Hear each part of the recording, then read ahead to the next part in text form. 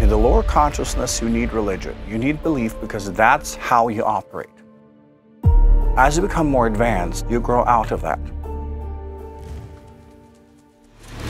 And when you remove all of it, what you're left with? Spiritual principles. It's basically natural laws. It's physics. They are universal, they're neutral, they are impersonal.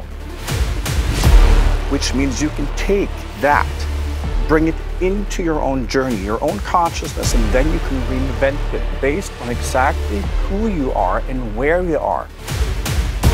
It's being able to observe and interact with how the universe actually works. Without stories, without all of that, it's simply understanding how things work. And then dissecting ourselves, our minds, our emotions, our bodies, our consciousness, and figuring out what's going on here for real. How can I learn to do this? How can I learn to understand and to apply it? How can I do this my way?